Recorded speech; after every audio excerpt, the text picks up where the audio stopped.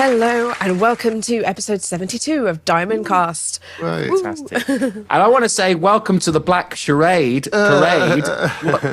Your costume, wow, that is ace. What do you think? Talk us through this. Okay, so this shirt I'm wearing, this t-shirt, is a picture of a girl shot by a photographer called Bella Howard for Topshop in 2011, and I put it on my Tumblr in 2011. And I always liked it and I always wanted her jacket. And I found her jacket on Vinted, which is this Free People number, which I've wanted for a really long time, but it was always about 200 quid, couldn't afford it. And this was much cheaper. And I found this t-shirt on Vinted for £3. The same week of the girl wearing the jacket. And I thought, what? I've never seen a Bella Howard Topshop advert on a t-shirt. And I thought, well, £3, you can't go wrong, can you? So there we go. Sure. And there you go. Inception t-shirt vibe going on. Outfit. Very cool, very cool. I like how you've offset it with the, what would you call that neck thing? Like a skull red neck Well, thing. it's a scarf, but I've worn it like a tie. Very cool, very cool. I like it. I like your colour scheme. Matches me. It matches there you, is yeah. You should be wearing this. Yeah, I know. That'd be cool. There is a good red-black thing going on. Just before we hit record, I felt slightly self-conscious that I would be part of it. But that's Do you want to go get a red t-shirt? Actually, I don't have many red garments. It's a colour that I haven't really explored that much. Yeah. Maybe for the summer. Maybe for the summer. Yeah. I think it would suit you, Ben. I think because you've got the black hair, I think it would go really well. Red and black, yeah. The opposite of me. Yeah. The opposite of Adam. Red hair, black t-shirt, black hair, red t-shirt. Amazing. I think actually Yes, you should do that inverse. next week. Red beard. You should do that next week and you can like inverse and then I can be middle person. Fantastic. Cool. Cool. So what has everyone been up to this week other than me? Well, your adventure, your clothing adventure was pretty spectacular. I had an interesting guitar moment. So, right, let me just preface this by saying that as some of you viewers may or may not know, I have a habit of naming my guitars after female characters in a series of books that I used to read when I was a kid. Now, the further point to this is that... Is it Fighting Fantasy? It's not fighting fantasy, though it is it was. fantasy. It is the similar sort of sci-fi thing. And what generally happens is that black guitars, blue guitars, white guitars, and red guitars are all named after specific female characters. But I only have one red guitar at any one time. So it means that when the red guitar then gets passed on, that name is then bestowed upon the next red guitar I get. So it's like the first and the second and the third. It's like a band. It's like it's like a sort of lineage kind of thing. So you guys will probably recognize this guitar. This is Myshella the Sleeping Sorceress, okay? But it is in fact Myshella the Sleeping Sorceress the second, because in 2018 I had Myshella the Sleeping Sorceress the first. And I ended up auctioning it off on eBay in 2018. Now, somehow, it has found its way back to me. Ooh. So I now have, back in my possession, Wow. Myshella the Sleeping Sorceress the first, which is this very cool, unique Dean Cadillac, which I've actually signed on the back there. You signed it for yourself now. Well, I did sign it for myself. It was part of the deal of when I put it up for auction. Now, what happened was the guy who bought it, he has actually moved back to America, and he just got in contact and said, "Look, do you want it back?" And I was like, "Yes." So Nice. I'm in a really weird position where I've got two Myshella Sleeping Sorceresses at the same time. They're sisters.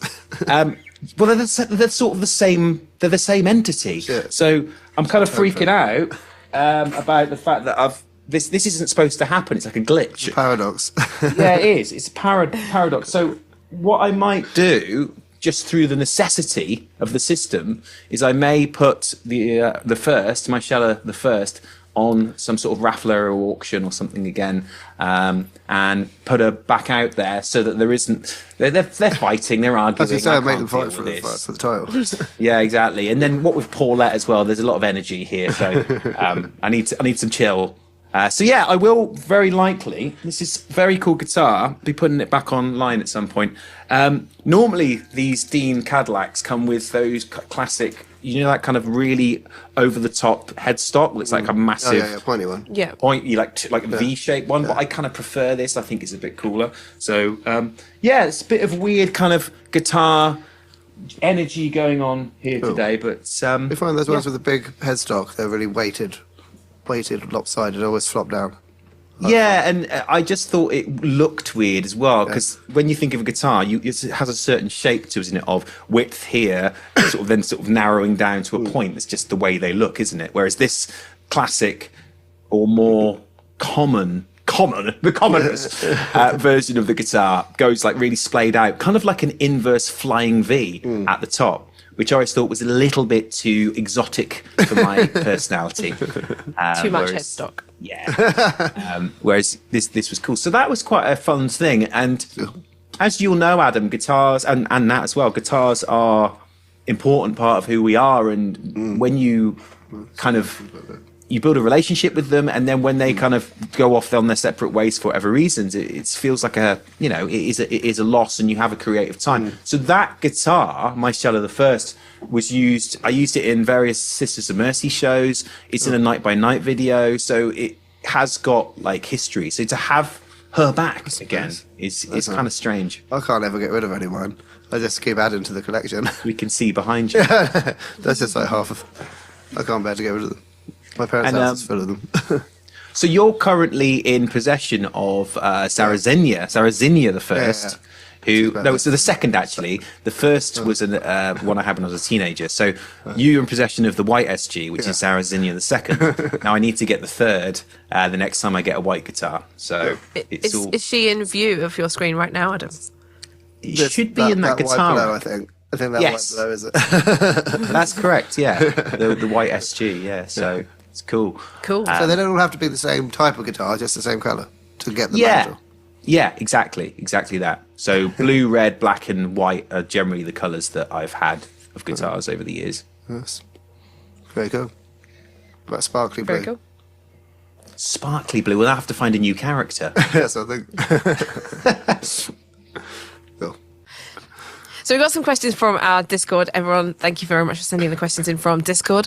Firstly, we have, aside from Freddie T, who would be your dream guest guitarist at the end of one of your sets? So, for context, if you haven't seen Dime Black Show, at the end of the set, sometimes they'll get a guest guitarist on so that Ben can let loose with the vocals at the end. Yeah. Oh. Wow, so who would it be? Wow. Yes. I guess there's so many great options, aren't there? Yeah. I don't know. I guess anybody who enjoyed playing the part, who was confident playing the part, and who would give it on stage would be an important part of the ensemble of us delivering the song. So yeah, I haven't really thought about like who would the dream person be. Have you got any ideas? Any thoughts? I was thinking who I'd most want to play with on stage would be like Matt Bellamy. or James Dean Bradfield, but I don't know if they'd be perfect for the Diamond Black. I mean, they could do it, but I was thinking it would be actually really good for Diamond Black. It would be like John Five. I think it'd be really sick. Yeah, that would be very cool. Because he's quite quirky, isn't he? Yeah, he's got the look as well. I'll always like the fact that he plays a Fender Telecaster, which is quite for quite people jangly who one. don't know, it's quite a kind of straight ahead, sort of classic looking guitar for someone who generally his look is quite extreme and exotic and bizarre. It's quite a nice contrast, and also it's just a classic looking guitar. So I always thought it was quite interesting seeing him in his very flamboyant appearances playing this like classic. It's the classic Springsteen guitar, if anyone wants to visualize that electric Fender Telecaster. Yeah, it was quite an interesting choice.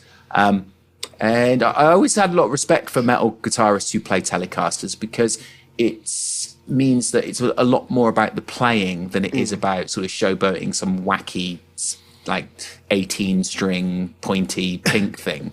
I saw this Clippers TV the other day, and he's got like this 2 headstock guitar, and it's also got like a harp built into it and stuff. He's doing this song, it's like a bit of guitar, bit of bass, harp, bit of guitar, bit of bass. It sounded fucking awful. Awful. It's like you can't actually make a good song out of this because you don't have enough arms. Yeah. An acquired taste. Of course, the Yeah. instrument that you make has to be ergonomically correct. Yeah, but it sounds For like human normal song, blum, blum, just randomly putting a harp in just because he had one on the guitar. Didn't really fit very well. Are there people that can play guitar or play a stringed instrument with their feet?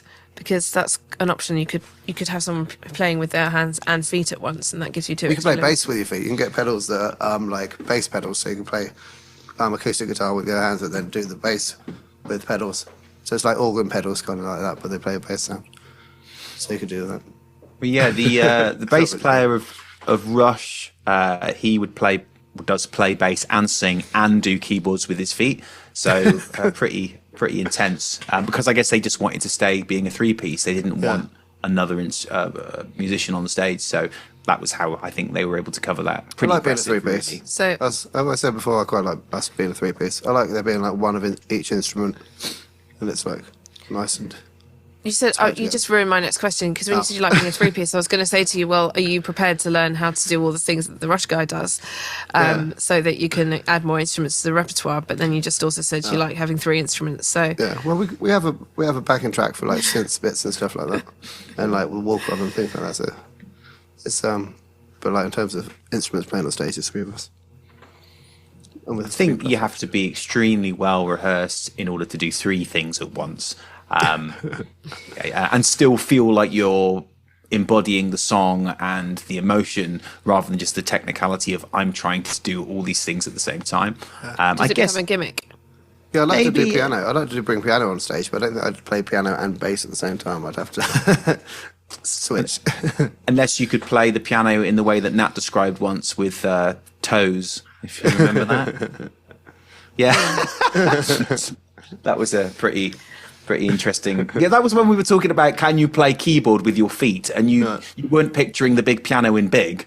When Tom Hanks jumps on the piano and plays it note by note with like a footstep on each key. You thought, what? You actually use your toes to play play the keys individually. So that was an interesting image. It'd be difficult to do the stretches that you do in ragtime, I think. I don't think you'd be able to do it. But who So that knows? question, maybe evolution will see that happening in X amount of years. People can then play. Maybe some people already can. Like a monkey. Maybe it's possible. it depends how long your toes are. If you've got really long toes, and I got really short toes, my toes are about the If size. you had so you toes can't. like that long, that'd be pretty freaky. Maybe you'd have to have a keyboard designed that worked with your particular toe size. And you can't get this combo anywhere else, guys. It was ergonomically designed to match your toe size. Yeah. The Fisher Price yellow keyboard piano thing. Do you remember those that kids have? The little yellow plastic stylophone. piano, like a stylophone. Actually, yes, I could play stylophone with my toes because they're so short. Could happen. Very badly. Boop boop boop boop. Cool. So that question was from Sugar Punk, and then Judy says, "I'd love to see Ben and Billy Duffy play guitar together. They've both appeared on a Ricky Warwick album separately, but seeing them perform together would be a dream." Oh yeah, well, Billy Duffy was from the Cult. Is one of the guitarists that I was really inspired by when I was learning and about songwriting and playing. So yeah, it'd be great to jam with him. Let's give him a ring, Billy. If you're watching, I'm up for it. If you're about. So yeah, that would be. The fans want it, so Well, exactly. So that's two. People doing it. So no, but no, that would be really cool. That'd be really cool. Definitely. Cool. I think there are certain influences that you have if you have them in a formative age as a musician or as any creative, I suppose. They stay with you. Those influences stay with you. Adam, would you say that in your playing and writing, there are particular artists that are kind of always there because they were sort of there at the beginning? Yeah, I mean, I mentioned already, but I can't really escape Muse. He's always there, especially because the piano playing. Because I did a lot of Muse songs when I was switching from piano to keyboard and like adding guitar and stuff into them. So I did that for music college. A resequence like Newborn and Sunburn. So Oh, nice. I've even That's used a great those much. intro on that Yeah, one. yeah. So it's a bit of all the instruments together as well, if you can do that. So I was listening to a remix of Newborn this week by Paul Oakenfold, who on the Swordfish soundtrack, the movie from 2001. Cool. And it's sort of like, early 2000s techno music, but remix of Newborn. It was quite interesting. Cool. I was like, hey, I recognise this. Cool. But yeah, and Paul Oakenfold's the same guy that did the Big Brother theme tune, in case anyone doesn't know that, because that's really cool as well. I had the CD. It's a bit baggy. Is he quite dance musicy then? Yeah, like that, like computer Ibiza hacker dance, like. But Ibiza chill out, but also with a computer vibe to it, because it was that sort of time. I think. Well, I was listening to Swordfish soundtrack, which is about computer hacking. So mid to late 90s, early 2000s. Yeah, exactly. Yeah. Cool. That's your key era. That's your mastermind era, isn't it? Your specialist subject is popular culture from 96 to 2001. 96 to 2003. 2003, right? Okay, that's the full bracket. Yeah. We watched Silverfish the other day. That's why. Yeah, I listened to the soundtrack the next day when I was working. That's why. Okay, I'm gonna test you live. Oh gosh. Right. The independent movie starring Rhys Ifans, Twin Town. Which country is that set in? Shit, I've never heard that one. I've never heard of that. Haven't you? Damn it, Twin I've never heard Town? that one. Yeah, Twin Town. Yeah. I've never heard of that, but I'm going to watch it. Liverpool. Paul. It's very train Liverpool. spotting-ery. Glasgow. Am I allowed to tell you? I don't know. I suppose so. It's Welsh. Yeah, so I think it was like a Welsh train spotting. Yeah. From his name, Cool. I've never seen it, but it was the first question that came to my mind of that. Well, now I'm going to watch it because I've never seen it. Probably pretty He's good. Ivor Paul, right? He plays Ivor Paul. Yeah. He Johnson. was in Enduring Love as well, I think. Is that right? Rhys Ifans? Yeah, he's Enduring Love is one. Okay, right? Enduring Love is one of my pet hates. I absolutely hate Enduring Love. Okay, because we had to read the book for English Lit at school, and it has one of the most annoyingly awful characters that you they're not bad characters, they're just a character designed, written so that you don't like them, and all Sounds of like them, it worked. all the characters are just characters you're not supposed. Oh, I was just so enduring bloody school read.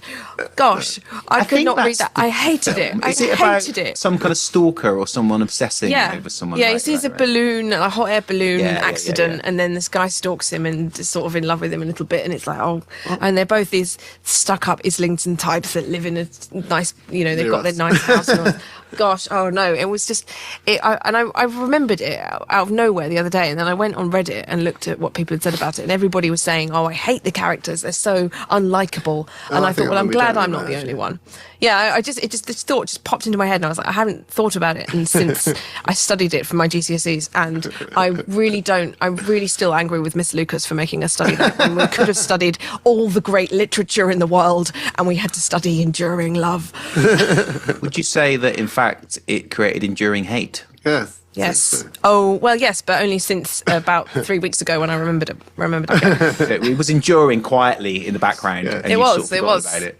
Because I remembered all the plot as well. I remembered the plot as soon as I remembered the scathing awfulness of the characters and how I've never read a book where I've not wanted to root for any of the characters. I thought, he's got a stalker. I really hope they all die. No, I've never thought that. I've never thought that. But even for characters, but I still didn't like them. And I really, say really hated great stuff. art provokes a response, Yes. and you certainly Yes. provoked a response from you. Yeah, I'm not saying anything bad about the writing. I think the writing style is good. Don't get me wrong. I'm not no disrespect to Ian McEwan. I just absolutely, really, really loathe the characters, and it makes me not like the story. The title seems a bit misleading from what I'm hearing. Yeah, it does, and I think that's why I used to get it mixed Bait up or switch. with Love Actually, which I think are pretty different films. So they're completely different. Yeah. Yeah, because I guess enduring, yes, because stalker, but love seems. Oh, am I enduring it because it's really difficult, or is it enduring as in long lasting? Well, that's the question. Yeah, that so in maybe itself it is a good title, isn't it? Because we have to write all these essays about, like because it's a couple, it's a man and a woman who are the central couple, and then they're this this guy, we all witness in a park a balloon accident where someone dies, and then the main character saves someone or helps something or something. Like, does he die? I can't remember. Just to clarify, it's a hot air balloon crash, not like someone making balloon animals and then there's some sort of incident, right? And It goes back inside him. that's like the first chapter. That's the first chapter. And then there's this stalker guy who sort of has been observing for a while and starts stalking the main character and drives a wedge between him and his wife or partner. I don't think they're married, and I think there's a bit between them where they were going to have children and they don't want them anymore, or they couldn't have them or something. So there's this kind of the stalker drives a wedge between them basically, and they start to get paranoid about each other when the guy himself is a bit of a paranoid person himself, and it's a bit about mental health and that kind of thing as well. Sounds like it's just a bit kind of darker version of the Cable Guy with Jim Carrey, which I quite like. Darker version of the Cable Guy. We were talking about the Cable Guy this week as well. We did, We noticed I really a like pattern that. in all of Jim Carrey's movies, which we thought was really, really interesting. Well, he always plays characters who, what was it? I can't remember what we're talking about. Well, they've all, like, identity crisis, definitely. They all have an identity crisis, or they are some form of masquerading as something else. Yeah. So Cable Guy, Yes Man, Liar Mask, Liar, The Mask, Mask, yeah. It's always sort of fragmented identity, isn't he? And usually Bad on the Truman Moon. Show. a journey. Truman Show, perfect example, whereby by the end he transitions, I think, from one side of that personality to the other, maybe. Yes Man, I think I just said. Yeah, it's a very good point. But it works well with how expressive he is in face and body, of becoming very visually those different characters. Yeah. And they've all got some sort of identity crisis or some sort of mind control thing about them. So the Truman Show doesn't know he's the only one that's being watched and everyone else is part of an act. Oh shit! I just gave away the plot. No, you know that quite early on. The other one was the number 23, and that's good. And then Eternal Sunshine of the Spotless Mind as well, where he's trying to forget, he's trying to take memories out of his head. Yes. So and they all kind of mess with your mind a little bit as well, and then and obviously Man in the Moon. And Man in the Moon, it's like extra meta, where he's playing Andy Kaufman, who we still don't know is alive or dead. Yeah, he's a comedian And that no one knew if he was doing a bit or not, because he never broke character. So his whole entire life was whether or not it was a bit, or whether it was an actor from the 70s and 80s. And so Jim Carrey does a film about him, playing him in 1999, and doesn't break character the entire thing. And they did a documentary about it, and then they released another film 2017 where Jim Carrey's narrating this documentary about the documentary, where he's completely in character on set the whole time, and you still don't know if he's doing a bit. It's driving you. Yeah. And then we watched another thing where Jim Carrey's talking to a bunch of actors, and we're like, "Is he doing a bit there? I can't tell." It's really good. So yeah, it's just a bit. It's a bit when you put all his films, line them up together, and you read about what each character's motive is and what they, what their backstories are. They all have this kind of similar thread, and it's really, really interesting when you get like an actor like that. You notice this thing, and you realise why they've taken all of those particular roles. I've been listening to a lot of REM as well this week, because of Man on the Moon is one of their big songs, and that's about the same person. I think you were singing that just before we started. I was filming. singing it, it was in my head. That's why I said what you've been up to this week, because I thought you were going to talk about this. Well, we got it out This Jim eventually. Carrey marathon we started doing. But yeah, he's a really interesting actor because he's developed and matured in a really organic and progressive way, from being like wacky Ace Ventura to these much more complicated roles later on.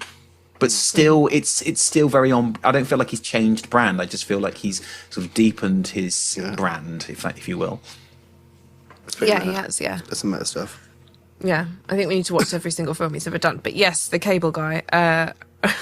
The character in the Cable Guy. What was it? He doesn't he take over the guy's life and Yeah, he talks to Yeah, basically, he tries to become his friend, and because he's the Cable Guy, and then he oversteps a boundary and suddenly wants to be Matthew Broderick's friend, and Matt's like, well, no. And then when he rejects the friendship, he starts sabotaging Matthew Broderick's life as revenge, There's a and bit like where infiltrating it. Where they go to Camelot and they joust, and they do jousting as knights for food. That's a reference to the Fisher King, which is like a satanic allegory. being cursed. Wait, can you explain the Fisher King? I didn't know Not that. really. It's pretty deep. I just thought he was referencing a bit when from Star Trek. It's like, I will have to kill you. Yeah, those bits. Anyway, I'll do a deep dive onto it. But it's a very, very quotable film, and I remember my housemate and I used to just at various junctures, whenever it was least appropriate, go, "Welcome to medieval times," at the medieval times bit. So yeah, it's. But that I think was one of the first films where he took a slightly darker turn and had a slightly more a deeper kind of character. Yeah, man. It is a really interesting film because essentially, I think if I remember correctly, at the end it's about how he never really had any proper upbringing and TV was his upbringing, and that's why he found it really hard to make connections with real people or something. So yeah, it was a bit more depth to it. Good film, the old Cable Guy. I guess it is kind of similar to Enduring Love then in that case, in that way. There we go. We did an in-depth analysis. Miss Lucas. Went round everything. I should have said that in the essay. Cool. So, Claire says, we haven't heard anything on the cast about Ben's teaching session at university. Can you give us an update on what happened there? Yes, I can. Yes, I can. So firstly, it was on a Friday, and the nervousness that I felt leading up to it was at 2 p.m. on Friday, and I felt like an exam. It was that feeling of going to an exam. You would wake up and you'd be like, right, 7 hours to go, 5 hours to go, 4 hours to go. And yeah, it went really well. I ended up teaching about 15, I think, students. They were all, I think, between the ages of 18 and 21. And we talked about song lyrics. I'd prepared 5 songs. I had a handout with the lyrics on them for 5 different songs. We listened to a bit of the song, we read the lyric, and then we talked about it. And some were comparing to each other. And it was all about how do lyrics convey emotion in different ways. And it was good fun. I found that if I made it into more of a conversation, that it took on a life of its own. And there were some great moments where we were talking about things to do with the lyric, and I was feeling, really quite emotionally involved in what was happening. Inevitably, I guess like most classes, there generally were like 3 people who did all the answering, to the point where this one girl just kept putting her hand up, and she almost felt, you could see she was kind of self-conscious, like, I have the answer again, if I may. Sorry? This is teacher's pet. yeah. But everyone sort of seemed fairly interested, and then they wanted to do a Q&A, and they were quite interested in what's it like on a tour bus, and when you tour with bands, and how do you actually get into the industry. So yeah, it was a great kind of couple of hours of a prepared bit. Then there was a bit where I got them to write something, and if they wanted to read it, they could, aloud. And then we finished off with some Q&A. And at the end, the lecturers said that they'd really liked it, and they asked me to come back. Oh. Yay! Are you going back? Well done. So they potentially said later in the year I can go. That's awesome. Another lesson. Yeah. So Well done. it gave me a lot of confidence. And when I walked out of the university, I really felt like I crossed some sort of threshold of I can now do this, and I'd like to do it again. And it was good fun. It was rewarding. So That's awesome. it sort of opened a new door of possibility for me of other things. So I've already written to another university and asked if I can come and do a lecture there. So yeah, it was good. Have you seen the Dead Fantastic. Poets Society? Stand on the desk and get them all to like tear up their copy of whatever it is. Yeah. Yeah. Well, I did. I guess I went in there feeling like I want to be engaging and I want to be interesting, but I don't know if I want to like try and be cool teacher. And have I got a thing? Like, you know, when you see a teacher and you're like, oh yeah, do you remember that guy who came in and he had that thing? I was like, oh my God, what's my thing? Am I like, Twitch or something? yeah, exactly, that I don't even know about. And it really made me understand like the other side of the coin of what it's like to be so vulnerable standing in front of X amount of people. And I can imagine them leading up to the session being like, oh, what are we doing on Friday? Oh, that bloke's coming in. Oh, that sounds like a DOS about. That'll be a good session. Don't have to do any work. And how, we used to think like that when we were students. Oh, great, Friday afternoon, we just have to sit and listen or not listen. But no, it was really positive. That's fun. Did you wear elbow patches? Yeah. Or what was the decision in the end? I did wear long sleeves, which for me is like there. Wow. That's taken seriously. So not enough to put an elbow patch on yet. No, but we'd have to attach an elbow patch like a skateboarding. Stick them on your arm. Yeah, just like attach, like a sort of skateboarding elbow protector, which maybe I'll do next time and just see. Well, maybe that can be my thing. That can be your thing. Yeah. You have a weird elbow patch, man.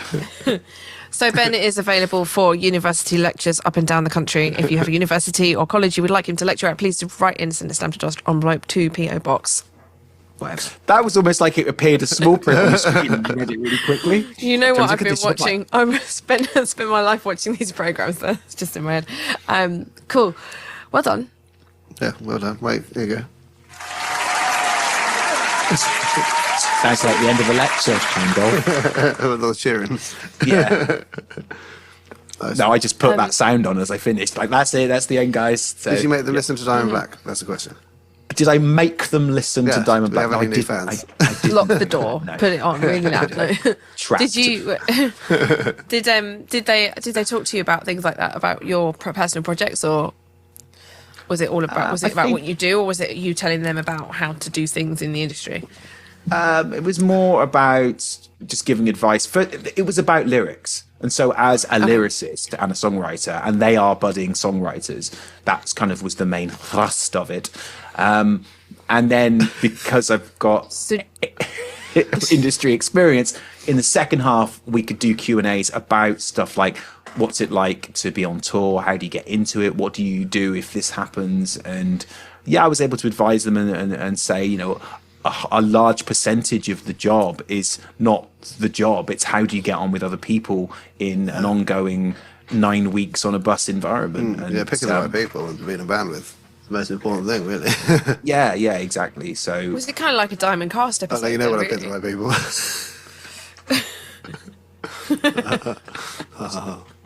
Didn't hear that bit. Oh, good. But yeah. So it was talking about the realities of being in a band and touring and working within music, as well as the hypotheticals and theoreticals of like songwriting and things like that. Oh. Yeah. Did you have to give examples of Diamond Black songs to show off the lyrics? Did I have to do that? No. The brilliant thing was they were so vague about what I was going to do. I said, like, I've come in, I've got this experience in songwriting, and they just then sent me back this document that said, yeah, you need to fill this in. And they'd written songwriting masterclass. I was like, okay, well, I guess I'm doing a songwriting masterclass then. Oh.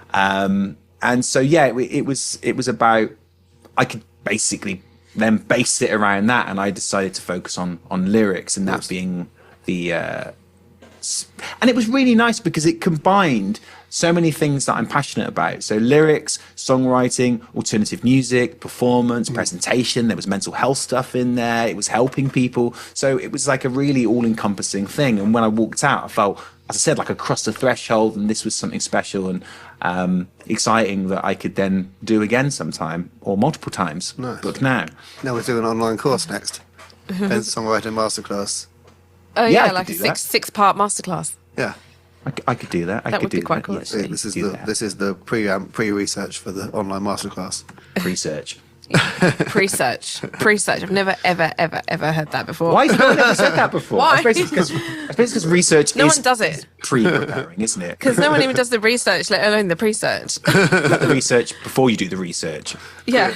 Like, what am I researching? I bet research what I'm We're gonna find out, researching. Well, Testing if the market. you instill that in your students, Ben, I think that they're going to do very well. Teaching them make up words. Yeah, one of the most important skills. You can definitely do that in lyrics, though. Yeah. Make up words. Yeah. Yeah. Some. Actually, I don't know if there are that many made up words in lyrics because people won't know what they're on about. Yeah, true. There have to be like a guide inside the booklet that tells you what these words mean. It's like like a glossary at the end. Yeah. It's like reading my A4 and they've got all these made up terms. Oh, well, like Lord of the Rings, where there's this entire yeah. appendices. Yeah. We need appendix to the end of the album. Tells you what the album's about. I just read Flow My Tears, the Policeman Said by Philip K. Dick, and he calls all vehicles a quibble. So there could be a police quibble, or like a quibble could be a helicopter, or like it could be a car. I got into my old quibble. So it's really funny. Then you watch an advert and it says no quibble guarantee, and I'm like, oh, it's a car. What guitar is that? Oh, this is Yamaha, Dave Navarro model, signed by Dave Navarro. No way. Jane's Addiction. Wow. That's Actually, very Dave Navarro nice. has been a great answer for who would I like to play on stage with us. That's really good. This is- Play something else on it. Play something change else it. on it. Oh, I ain't got anything else. That's all I got. No, I'll do something next week. I'll do something next week. Maybe I'll do a little bit each week. That'd be fun. I noticed that you hold your guitar pick between those two fingers, not those And I two play it fingers. like I hold it like I hold my bass. It's weird. So is that how you hold a pick for all Yeah, picked yeah. instruments? Yeah. That's different. Did Yeah. you just like decide to do that yourself? Yeah, I think so. Or- I think I just developed it over the years. I should hold it like that, whatever it is. I can't do it the proper way. I always hold it like that, like I guess I'm holding a pen. I think. you just learn to do things. Yeah. And like I don't hold a pen properly. Right. I know you're supposed to hold a pen like that, aren't you? Right. Yeah, I think But so. I hold a pen like this. Yeah, that's how I hold my plectrum. So between Well, maybe. you kind of hold it between. Hang on, I can't even do what you do. You do It's that. weird. Right? I was trying to teach myself the proper way of holding a plectrum the other day, and I was like relearning again. So I've just been doing it so long the other way. Yeah. Yes. What's the proper way? Why is there a proper way and a non-proper way to hold a pen or a plectrum? I think you can Well, just, that's like, very do true. Across string sweeping, maybe easier. But it depends what kind Does of it style make you you want to play. better, or does it make you? I think because I'm so used Is to it- playing for bass, so you don't really need to. I don't know. It's just how I got used to it. I suppose it's logical in the case of both pen and pick to use those two fingers, but Excuse me. I guess whatever it is that you pick up and you start doing naturally is what is the right way of doing it for you. In school, they tried to train me to stop doing it that way and do Right. it that way, and then obviously my handwriting was terrible because I couldn't. Yeah. I wasn't how I'd learned how to do it. So eventually, I just went back to doing that again. Well, I think with music, there are rules that are there to be broken, and you make your own style. it's about the end. It's about the end result, isn't it? Yeah. It's- Yes. That's what I'm saying. I'm sticking to it. What makes you do it more? I would say, like if it's something that you slip into naturally, and it's not. I guess music, you might say, don't do these things because they're not best practices. But if it makes you practice more, you probably should do it because the point there is are to some practice more, things- right? Yeah, and if you feel inspired by I'm using my pick like this because that makes me feel like I'm in control of what I'm doing, yes. I guess there are some things where physiologically and ergonomically it's better to do things in a certain way. Like I'd always encourage guitarists that I was teaching to make sure they actually use their little finger as well, because then you've just got more stretch. Yeah. But some guitarists don't use their little finger and they're still fantastic guitarists. Yeah. Yeah, if you're starting from scratch, you should probably try and learn the proper established way. But if you're self-teaching or something, then it's better to actually just do it. Yeah, I mean, I guess it's different with different instruments. Like if you're playing piano, there's only there's only one way to really play it, I guess. Apart from the toes. Yeah, apart from the toe piano, yeah. Yeah. This is great that you're talking about this because this is our Patreon question for the day, Okay. which is from Sugarpunk and then Simon. So it's two questions. It's a large question, but from two people. Firstly, is it useful to take formal songwriting classes just for creative writing, or can you be self-taught? And is it like acting? Does going to performing arts school like Juilliard, is it useful, or is it a natural born thing that you just have? And then also, how does performing in a lecture room differ or equate to on stage? I guess This is that's a Ben serious for question. you This is a good about question. your recent university escapades. But questions. Let's break them down. let's start with formal songwriting classes. Is it useful to take formal songwriting classes just for creative writing, or can you be self-taught? I think with any with that sort of creative teaching, it's about opening new pathways that you already have to become more creative. So it's helping you to look at new ways that you can express yourself. It's not telling you how to express yourself. It's bringing out the creativity that is already there, just in different ways. So I guess that's useful, isn't it? Well, I was going to say, the question is it useful? Then I would say definitely, because you can definitely be a songwriter, self-taught, but like the more strings you have to your bow and the more things you know, the more you can apply to them. Like I was saying to trying to get Natalie the other day to do this task, where she writes a short story that's not science fiction, just as a way of expanding your sort of repertoire. Like, and so, and like when Short story is really hard as well because you have to get Yeah. the entire plot within a few pages. Yeah, not like has to ever be released or anything, just as a way of, broadening your skills. Not that they're not good anyway, but like. And what was that text. like to try and write something in a different genre? Well, I didn't do it, I just did the plan for it.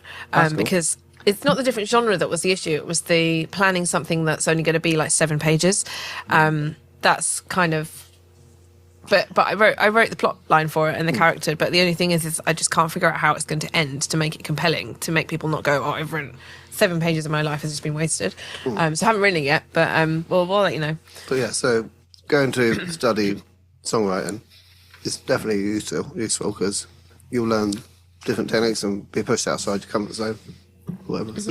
Yeah, totally. And all knowledge is power. And if you know the rules, then you can break them. Like my plectrum hold. Like plectrum holding. So yeah, it definitely would be useful. And the second question there, going to performing arts school help.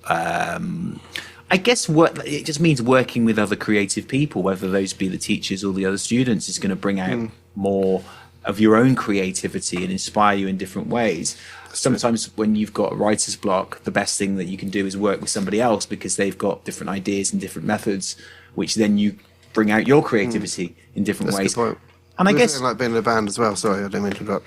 It's Right. about finding the right people. And if you're sort of a solo writer at home on your own, then you can do really good stuff, but you're not really forced to work with other people that much. So going to a school where you actually are with other people.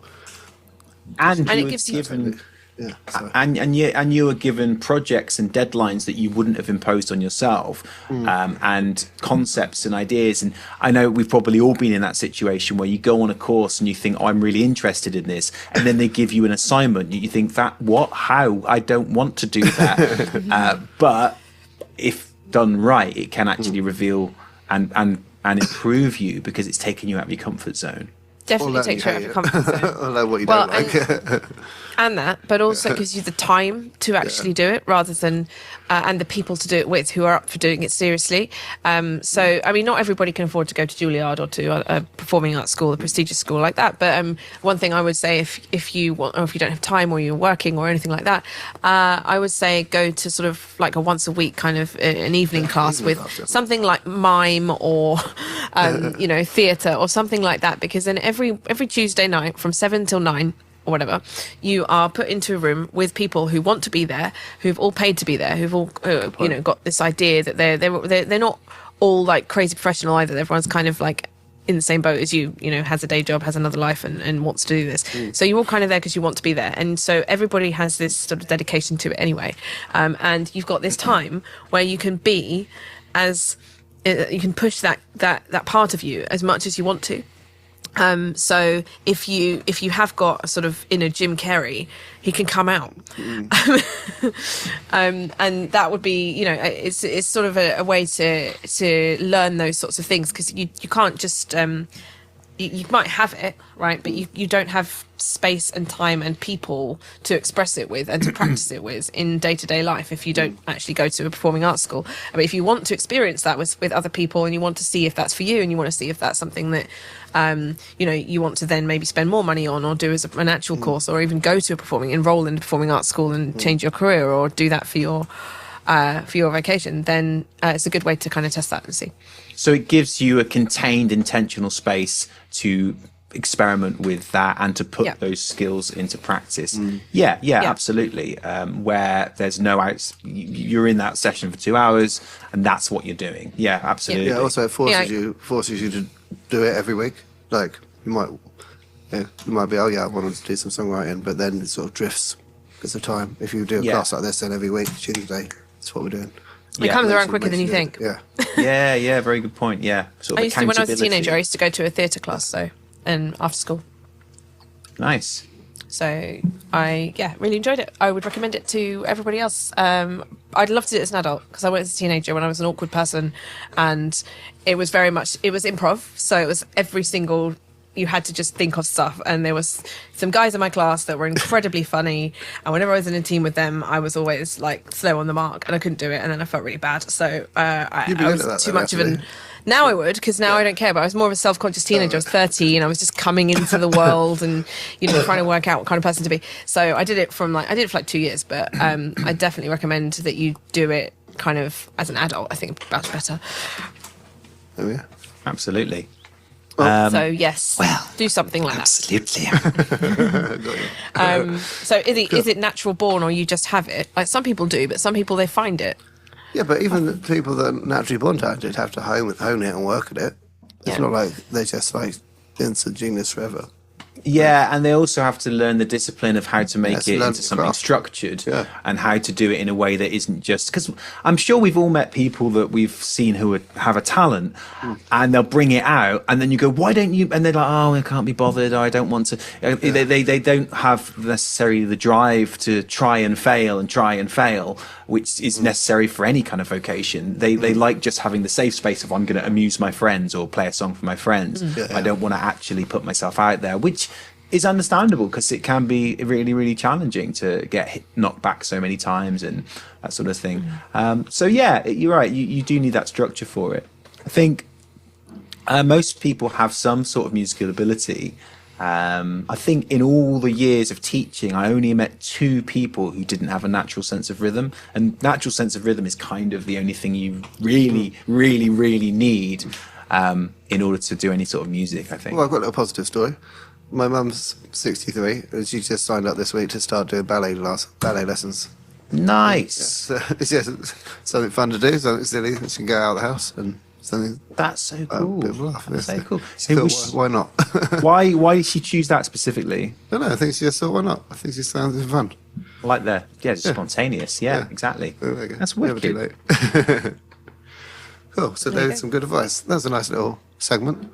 The last question was, how does performing in a lecture room differ or equate to performing on the stage?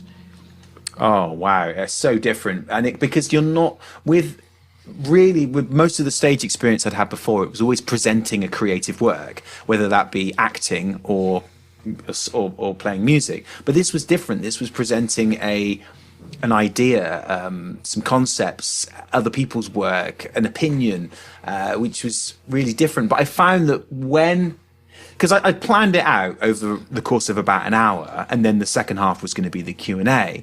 But I found that when I got about 10 minutes through and I was looking at my sheet and I think, I've already covered about half an hour's worth of the lecture here in 10 minutes. What am I doing?